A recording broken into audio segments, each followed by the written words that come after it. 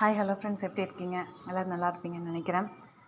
TNPSC group 4ல் சிலபஸில் இருக்க தமிழ் மேக்ஸை பற்றி நம்ம ஃபுல்லாக பார்த்து முடிச்சிட்டோம். அடுத்தது ஜிகேயில் மொத்தம் எத்தனை டாபிக்னால் மொத்தம் 6 டாபிக் இருக்குது.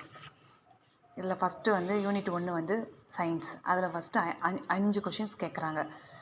செகண்ட் வந்து புவியியல், அதில் 5 கொஷின்ஸ் கேட்குறாங்க. தேர்ட் ஒன் வந்து நம்ம ஹிஸ்ட்ரியும் ஐஎன்எம்மும் சேர்ந்த மாதிரி வரும். நமக்கு வந்து பழைய சிலபஸில் யூனிட் 7 வந்து ஐஎன்எம்மாக இருந்துச்சு. இப்போ வந்து அது வந்து ஹிஸ்ட்ரி கூட ஜாயின் பண்ணிட்டாங்க. யூனிட்டு 4 வந்து பாலிட்டி, இந்திய ஆட்சியல், இது தனியாக ஒரு பெரிய டாபிக். அடுத்தது வந்து யூனிட் 5 வந்து இந்தியன் எக்கனாமிக்ஸ், அதுவும் ப்ளஸ் தமிழ்நாட்டில் வளர்ச்சி நிர்வாகம். இது வந்து நமக்கு பழைய சிலபஸில் வந்து யூனிட் 9ல் இருந்துச்சு. இதில் ரெண்டும் கலந்து இருக்கும். அடுத்தது யூனிட் 6ல் வந்து தமிழ்நாட்டின் வரலாறும் பண்பாடும் மற்றும் அரசியல் சமூக இயக்கங்கள்னு இருக்குது. இதில் மேக்ஸிமம் இது எல்லாமே நமக்கு வந்து 10th புக்லேயே கவர் ஆகிடும். இப்போ வந்து ஃபஸ்ட்லேருந்து நம்ம பார்ப்போம்.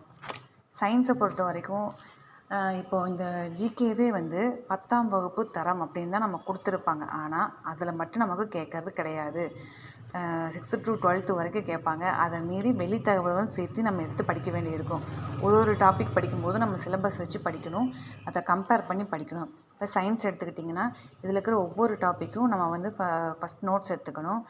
ஒரு 2 பேஜ் 3 பேஜாவது எடுக்கணும். கூடவே கரண்ட் அஃபேர்ஸ் வந்து நம்ம பழைய சிலபஸில் வந்து தனியாக இருந்துச்சு. இப்போ ஒவ்வொரு டாப்பிக்கும் கூட கரண்ட் அஃபேர்ஸ் கூடவே வந்திருக்கும். எப்படின்னா இப்போ சயின்ஸில் பாருங்களேன், நடப்பு நிகழ்வுகள், அடுத்தது ஜியாகிரஃபியில் நடப்பு நிகழ்வுகள், ஹிஸ்ட்ரியில் வந்து அதில் மட்டும்தான் கொடுத்துருக்க மாட்டாங்க, இருக்கிறது அப்படியே இருக்கும். அடுத்தது பாலிட்டியில் நடப்பு நிகழ்வுகள், அடுத்தது இந்த எக்கனாமி இதில் வந்து நடப்பு நிகழ்வுகள். இதே மாதிரி யூனிட் 6ல் இருக்கும்.